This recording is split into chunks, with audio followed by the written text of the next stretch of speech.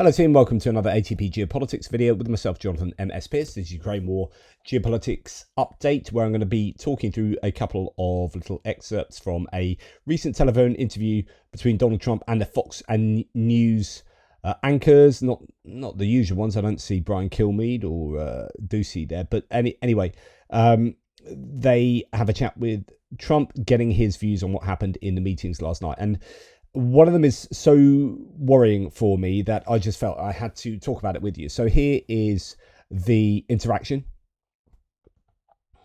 During the meeting yesterday, when you decided to call Vladimir Putin, what was the reaction among the other people in the room, and what was President Putin's reaction to being brought into a phone call in the middle of your meeting?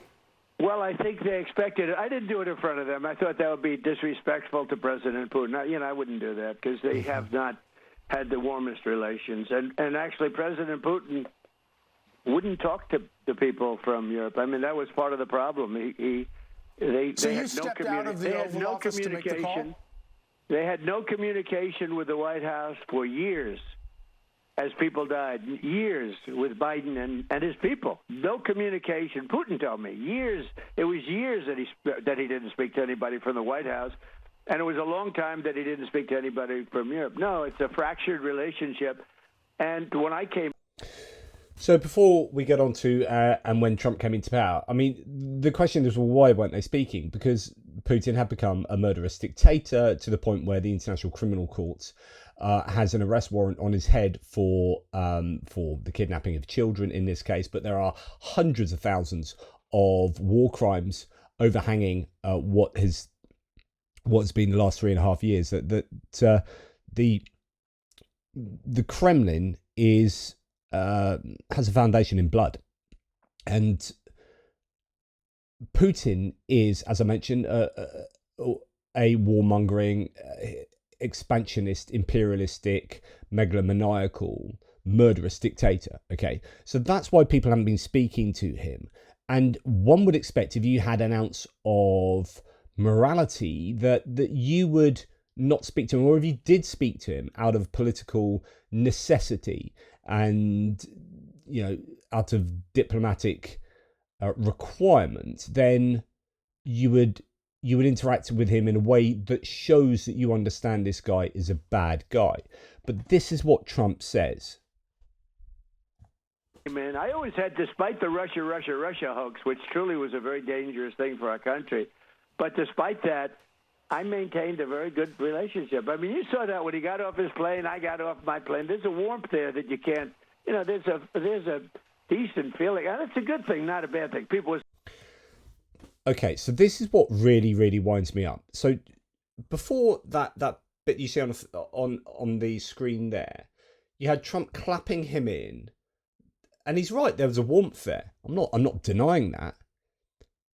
But like if I said, "Oh, I've got real warmth for Jack the Ripper," or I had a real warm relationship with Jeffrey Dahmer, what that means is that my judge of character is so wildly erroneous that I feel genuine warmth towards a mass murderer. Like, Vladimir Putin is one of the worst rulers on earth at the moment. He murders political opposition members. I mean, Alexei Navalny, anyone? And countless other people. He murders people with whom he disagrees. He is responsible for overseeing a war where well over 100,000 war crimes have taken place, where routinely I am reporting to you the systematic murdering, execution of prisoners of war, the systematic killing and torturing of prisoners within Russian and occupied Ukrainian prison cells, and all the other horrific things like missiles and drones flying into residential blocks. Like, if I was to feel warmth towards that person, I would myself be similar to that person. Like, if I'm feeling warmth to a murderous dictator, it's because I want to be a murderous dictator, and I have no problem with this person being a murderous dictator. If I show genuine warmth to Jeffrey Dahmer, knowing what Dahmer has done, then I think, morally abhorrent. You know, there is a sense of implicit condoning of the behavior of someone if you feel genuine warmth and a decent relationship with them.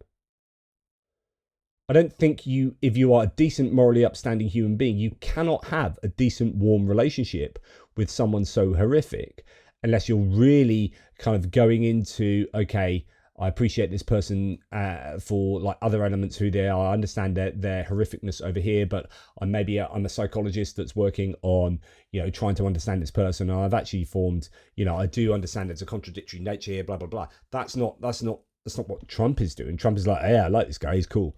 Yeah, I want to be like him. I want gold all around my rooms. I want my people to stand up with a straight back when I'm talking, like all these other dictators. I like these guys. They've got power. I love power. He thinks I'm a great guy. I love the fact that this powerful other dude thinks I'm a great guy. Because what he's saying here is horrific. Say, oh, that's such a terrible thing. It's not a terrible thing. You know what? We've got the most nuclear weapons in the world and the most powerful. He's got second. So can you describe for us how that happened? So it's a shame that he keeps getting interrupted there, because I'd like him to flesh that out. Like, what does him having the second highest number of nuclear weapons in the world have to do with having a decent and warm relationship between these two? Like, you should be wary of these people. And if they've committed the crimes that we know that he has, then you should definitely be wary of them. And this is incredibly, incredibly inappropriate. Did you just announce that you were going to go into the other room to make the phone call, and then you got up and left, and then came back? I think they sort of knew I was at the end of the meeting. I was going to call President Putin, and President Putin expected it.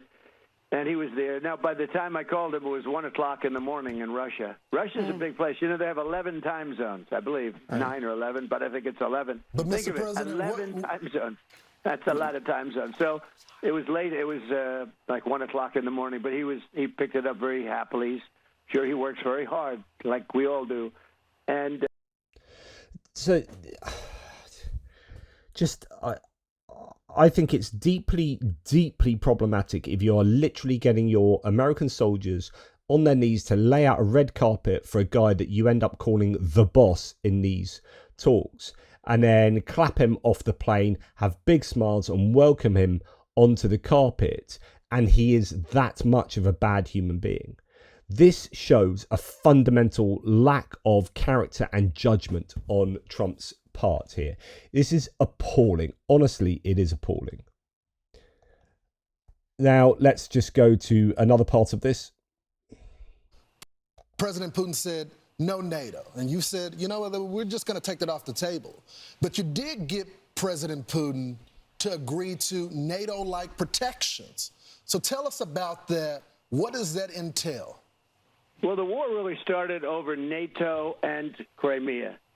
And they wanted Crimea back. That was given, not a shot fired by President Obama in perhaps the worst real estate deal I've ever seen. There's been a couple of them, I would say. So the idea that the American president is saying the war started over NATO shows he doesn't understand how the war started and why it started. And he's either not getting decent intelligence briefings or he's not taking them, and therefore listening to either Putin directly or people who are aligned with Putin, whether that be J.D. Vance or whoever in the White House. There are people who are influenced by the Heritage Foundation who are, not influenced by, in the Heritage Foundation as a think tank, who are somewhat aligned to Russia, compromised by Russia. And this means that Trump regurgitates Russian talking points and doesn't really understand the context of the war in Ukraine. The Gaza Strip was a pretty bad one, too, given by Israel so they'd have peace. So they gave away a big percentage of their oceanfront property in order to have peace. How did that work out? Not so good. And then he's talking about Israel giving away a big proportion of their oceanfront property without recognizing that Israel was created in modern times by the British and the French, giving that territory, if you like, and it's complex, and I've done a whole series of videos on exactly what happened, but you know, to the Israelis post World War II. So yeah, and then just calling it oceanfront property is just yeah.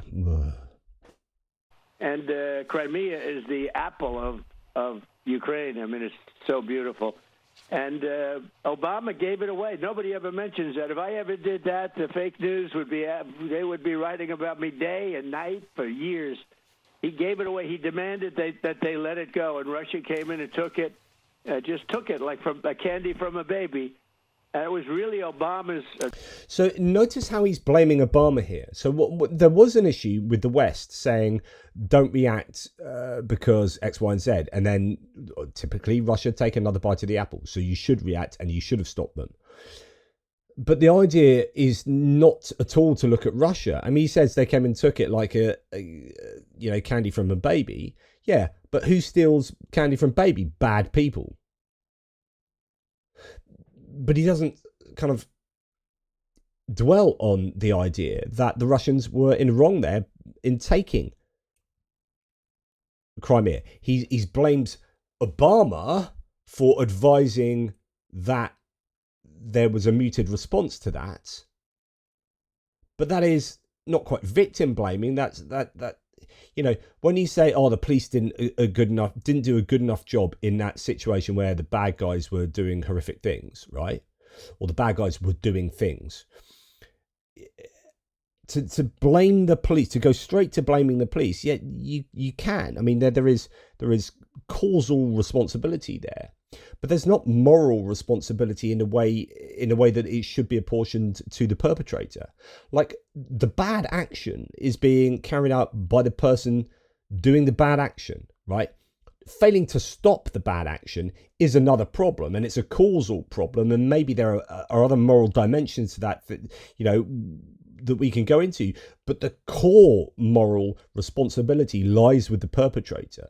And there are just these different series of either victim blaming Zelensky and the Ukrainians themselves, or blaming others for not stopping Russia, rather than blaming Russia. Like, Trump never blames Russia. That really, I mean, that was pure and simple Obama's fault. What a terrible thing he did to that country. And so what a terrible thing Obama did to that country, not what a terrible thing Putin did to that country by invading Crimea. It's unbelievable. Honestly, when you break it down like this and listen to it again, and do this kind of analysis, it is painstaking. I'm sorry I keep pausing, but you have to understand what is going on in Trump's mind. He is absolutely not ever going to criticize Putin. I just took it like from a candy from a baby. And it was really Obama's, that was pure and simple Obama's fault. What a terrible thing he did to that country. What a terrible thing he did. They lost their heart. They lost the heart and soul of the Ukraine 14 years ago, whatever it might be. And it was so unnecessary to do that. And that's when it really began, when Obama gave it away. And then... So it began when Obama gave it away. It didn't begin when Trump took it, or when Putin took it. It's just honestly unbelievable. And a little more here from Trump. And, you know, it's not like they've stopped. I assume you've all seen the map. You know, a big chunk of territory is taken. And that territory has been taken. Now, they're talking about Donbass, but Donbass right now, as you know, is 79% owned and controlled by Russia. So they understand what that means. Mr. President, and that's just basically starting to sound like Russian talking points again. In fact, since the meeting last night, Trump is starting to sound out some more Russian talking points again. So it's almost like he's already retreating to his default pro-Russian position. Here is CNN showing the absolute rank, I wouldn't say hypocrisy, the complete volte-face of Trump to align himself with Putin concerning the ceasefire. Honestly, this is damning in my opinion.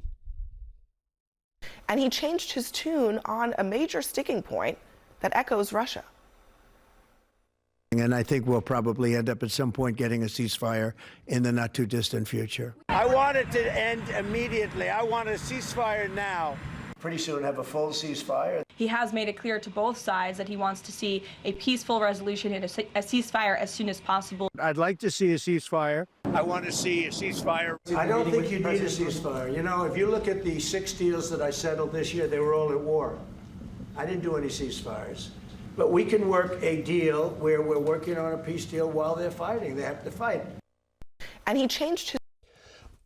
I want to see a ceasefire. I want to see a ceasefire. I want to see a ceasefire. I want to see a ceasefire. I want to see a ceasefire. Ceasefire is definitely what has to happen. Really, really want a ceasefire here. Really want a ceasefire. Oh, hello, Mr. Putin. Let's have a meeting. Blah, blah, blah, blah. Don't want a ceasefire. Turns out ceasefires suck.